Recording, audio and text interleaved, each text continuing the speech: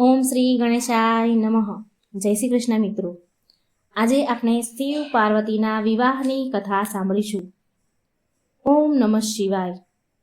સર્વ મંગલ માંગલ્યે શ્રીવે સર્વાણી સાધિકે શરણ્યે ત્રંબકે ગૌરી નારાયણી નમસ્તુતે. આજે શિવરાત્રિ છે અને આજે શિવરાત્રિના પાવન પવિત્ર દિવસે આપણે સાંભળીશું ભગવાન શિવ અને પાર્વતીના વિવાહની અત્યંત દુર્લભ કથા, પવિત્ર કથા. જ્યાં પ્રેમ છે ત્યાં ભક્તિ છે, જ્યાં શિવ છે ત્યાં જ શક્તિ છે. પુરાણોમાં લખેલી કથા અનુસાર મહાશિવરાત્રિના દિવસે ભગવાન શિવ અને દેવી પાર્વતીના લગ્ન થયા હતા. માટે દેશના કેટલાય મંદિરોમાં શિવરાત્રિના પાવન ઉત્સવ પર શિવ વિવાહ ઉત્સવ મનાવવામાં આવે છે અને શિવજીને વરરાજા બનાવી જાન લઈને નીકળે છે. કહેવાય છે કે ભગવાન શિવ અને માતા પાર્વતીના લગ્ન બહુ ભવ્ય રીતે આયોજિત થયા હતા. ભગવાન શિવની જાન બહુ અદ્ભુત હતી. મા પાર્વતી તરફથી ઘણા બધા ઉચ્ચ કુળોના મહારાજા અને રાજાશાહી સંબંધીઓ આ લગ્નમાં આવ્યા. પણ શિવજી તરફથી તો કોઈ સગા વહાલા જ હતા નહીં, કોઈ સંબંધી હતા નહીં, કારણ કે ભગવાન શિવ તો સ્વયંભૂ છે. માટે આ પૂરો સંસાર તેમનો પરિવાર છે. ભગવાન શિવ તો ભોળા ભલા હતા. હવે તેમને તો કેવી રીતે ખબર, એને કોણ ખબર પાડે, કોણ કહે કે વરરાજા કેવી રીતે તૈયાર થાય? ભગવાન શિવે તો તેમના પૂરા શરીર પર ભસ્મ લગાવી લીધી અને તેમના શિવગણો તો એમના આ રૂપ તો ઘણીવાર જોતા હતા. શિવગણોએ તેમના આ રૂપની બહુ પ્રશંસા કરી. હવે મહાદેવની જાન નીકળી રહી છે. આ જાનમાં દેવ, દાનવ, સુર, અસુર, ભૂત, પ્રેત, પિચાચ, નાગ, નાગણી, અઘોરીઓ, બાવાઓ, પશુ, પક્ષી, કીડા, મકોડા બધા જ જોડાયા હતા. બધા જ જાનૈયા બન્યા હતા. આ બાજુ દેવી પાર્વતી પણ 16 શણગાર કરીને તૈયાર થઈ ગયા. પાર્વતીજીની સખીઓ જાનને આવતા જુએ છે એટલે મહેલમાં આવી અને બોલે છે, પાર્વતી, જાન આવી ગઈ, જાન આવી ગઈ, રાણીમાં જાન આવી ગઈ. એટલે પાર્વતીજીના માતા મેનાવતી બોલ્યા, જાન આવી ગઈ છે તો હવે પાર્વતી, હું તારા પિતાજી સાથે જાનૈયાઓ માટે સ્વાગત માટે જઉં છું. જમાઈની આરતી ઉતારવાની છે. અને માતા સખીઓને કહે છે, પાર્વતીની માતા સખીઓને કહે છે કે તમે પાર્વતીજીની સાથે જ રહેજો.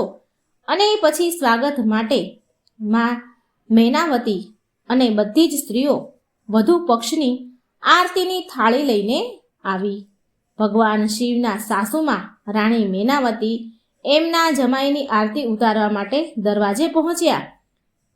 તો રાણી મેનાવતી તો ભગવાન શિવનું રૂપ જોઈને ચક્કર ખાવા લાગ્યા. મેનાવતીને ચક્કર આવવા લાગ્યા અને બોલ્યા, અરે આ કેવો વરરાજા છે? મારી ફૂલ જેવી દીકરી માટે ભસ્મ ધારીને જોઈને હું ડરના મારે ધ્રુજી રહી છું. તો મારી દીકરીનું શું થશે? પાર્વતીનું શું થશે? આ કેવી જાન છે? ભૂત, પિચાચ, અઘોરી, બાવા, પ્રેત આ બધા જ કીડા મકોડા આ સૃષ્ટિના પૂરા લોકો જાનમાં આવી ગયા છે. હું તો અહીં એક પળ પણ ઊભી નહીં રહું. મારી શક્તિ નથી અહીં ઊભી રહેવાની. આ વરરાજાની આરતી હું કેવી રીતે ઉતારું? નહીં, આ અમારો જમાઈ નહીં બની શકે. હું મારા પુત્રીના લગ્ન આની સાથે નહીં કરાવું. મારી પુત્રીનો વરરાજો આવો ન હોઈ શકે. હવે શિવજી તો એમની લીલા બતાવી રહ્યા હતા અને નાગે તો ફૂફાડા મારવાનું ચાલુ કર્યું. તેવામાં તો મેનાવતી ત્યાં જ બેભાન થઈને નીચે પડી ગયા. પછી મેનાવતીને તેના ઘરના સભ્યો ઉઠાવીને તેના કક્ષમાં સુવડાવે છે. અને દેવી પાર્વતી તો આ બધું જોઈને ગભરાઈ ગયા. થોડી વાર પછી મેનાવતીને ભાન આવ્યું. તે ભાનમાં આવ્યા અને બહુ ક્રોધે ભરાણા, ગુસ્સે થયા. દેવી પાર્વતીને કહે છે કે શિવજી સાથે લગ્ન કરવાની ના પાડે છે. મેનાવતી કહે છે, નહીં પાર્વતી, આ લગ્ન હું નહીં થવા દઉં. પાર્વતી, તું નથી જાણતી શિવ કેટલું જોરદાર, કેટલું અદ્ભુત સ્વરૂપ કરીને આવ્યા છે. શિવજીનું રૂપ જોઈને જ્યારે હું ડરી ગઈ, થરથર કાપવા લાગી, તો પછી તારે તો વિવાહના બંધનમાં બંધાવાનું છે. તેમનું આવું અદ્ભુત રૂપ જોઈને હું ડરી ગઈ છું.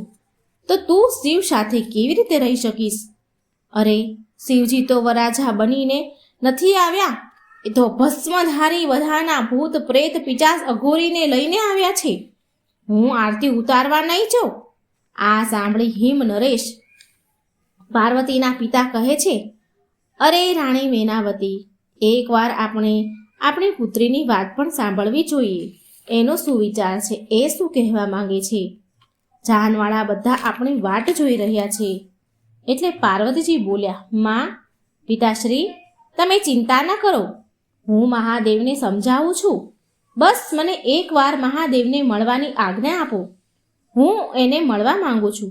માં, પિતાશ્રી, તમને શિવ એ રૂપમાં જ જોવા મળશે જે રૂપમાં તમે એમને જોવા માંગો છો.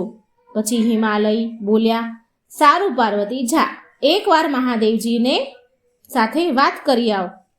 મા પાર્વતી જાણતા હતા કે જ્યાં સુધી મહાદેવ વરરાજાનું રૂપ લઈને નહીં આવે ત્યાં સુધી રાણી મેનાવતી એમની આરતી નહીં ઉતારે. માટે પાર્વતીજી ભગવાન શિવને સમજાવવા માટે તેમને મળવા માટે જાય છે. મા પાર્વતી કહે છે, હે પ્રભુ, તમે તમારી લીલાને હવે રોકી દો. મારી માતા તમારું આ રૂપ જોઈને વ્યાકુળ થઈ ગયા છે, ડરી ગયા છે અને મારા લગ્ન તમારી સાથે કરવાની ના કહે છે. બધી જ માતાની જેમ મારી માતાની પણ ઈચ્છા છે કે તેમના જમાઈ સુંદર અને મનમોહક હોય. માટે તમે તમારા દિવ્ય સ્વરૂપને પ્રગટ કરો. જો તમે આવું નહીં કરો તો આપણા વિવાહમાં બાધા ઉત્પન્ન થશે અને હું આવું નથી ઈચ્છતી પ્રભુ.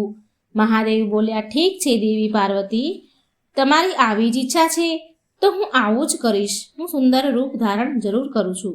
તમારી માતા એમના જમાઈને, તમારા વરરાજાને જે રૂપમાં જોવા માંગે છે એ રૂપ જ હું ધારણ કરીશ. દેવી પાર્વતીની મનોદશા સમજીને ભગવાન શિવજીએ એમની લીલાને રોકી દીધી અને ભગવાન શિવ તેમના ચંદ્રમૌલી રૂપ ધારણ કરીને બધાનું મન મોહી લીધું. મહાદેવ તૈયાર થઈને બહુ સુંદર વરરાજાના રૂપમાં મેનાવતીની સામે આવી ગયા. એટલે રાણી મેનાવતીની સામે આવે છે તો રાણી મેનાવતી તો એમના રૂપને જોઈ બહુ ખુશ થયા. દેવી પાર્વતી પણ આજે એમના પર ગર્વનો અનુભવ કરી રહ્યા હતા. રાણી મેનાવતીએ જ્યારે ભગવાન શિવને સુંદર વરરાજાના રૂપમાં જોયા તો તેમને એક ધારા જોઈતા જ રહી ગયા અને એમને તો વિશ્વાસ જ થઈ રહ્યો ન હતો. મેનાવતી તો બહુ ખુશ થયા અને પછી લગ્નની આગળની તૈયારી કરવા લાગ્યા. થોડી વાર પછી બધા રીત રિવાજો સહિત બ્રહ્મા, વિષ્ણુ, મહેશ બધા જ દેવી દેવતાઓ તથા ઋષિમુનિઓની ઉપસ્થિતિમાં ભગવાન શિવ અને માતા પાર્વતીના વિવાહ સંપન્ન થયા. રાજા હિમવાન અને રાણી મેનાવતી અને સમસ્ત અતિથિઓને આશીર્વાદ પ્રાપ્ત કરીને દેવી પાર્વતી ભગવાન શિવના સાથે સાથે રાજી ખુશીથી તેમના સાસરે વિદાય થયા. તો મિત્રો, આ સરસ મજાની ભગવાન શિવ અને માતા પાર્વતીના વિવાહની કથા હતી. વિડીયો લાઈક કરજો, શેર કરજો અને આ ચેનલને સબસ્ક્રાઈબ જરૂર કરજો. કમેન્ટ બોક્સમાં ભગવાન મહાદેવનું નામ જરૂર લખજો. ઓમ નમઃ શિવાય. જય શ્રી કૃષ્ણ. રાધે રાધે. Thank you.